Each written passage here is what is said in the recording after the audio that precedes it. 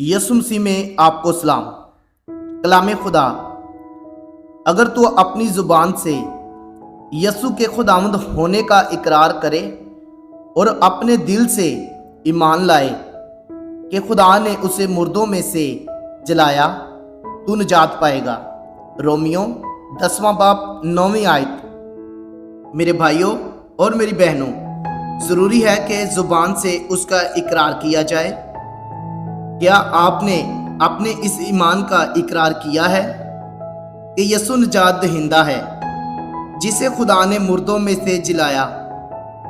और क्या आपने ये इकरार खुदा के तरीके से किया है? अजीजों, दिल से ईमान लाना भी ज़रूरी है। क्या आप दिल से जी उठने खुदावंद यसु पर ईमान लाते हैं? क्या आप जानते हैं कि आपकी निजात की वही वाहिद उम्मीद है? क्या ये दिल का इत्काद है? आप खुदा को हाज़र नाज़र जानकर इस सवाल का जवाब दें। अगर आप वाकई ये दावा कर सकते हैं कि आपने मसीह का इकरार किया है और उस पर ईमान भी लाते हैं, तो आपने निजात पा ली है।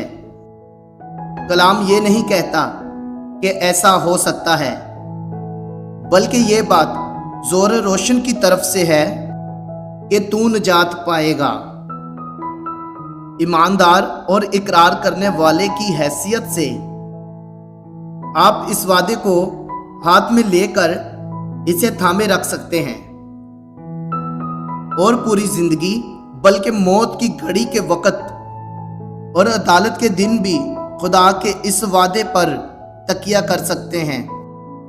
ज़रूरी है कि मैं गुनाह के जुर्म से, गुनाह की सज़ा से, गुनाह की कुदरत से और आखिरकार गुनाह के वजूद ही से निजात पाऊं। खुदा ने फरमाया है, तू निजात पाएगा। मैं इसका यकीन करता हूं कि मैं निजात पाऊंगा। मैंने निजात पा ली है। अब तक खुदा की तमजीद होती रहे। मेरे अजीज़ों, मेरी दुआ है हर शख्स निजात पाए। खुदावंद इस कलाम के वसीला से आप सबको बरकत दे। आमीन।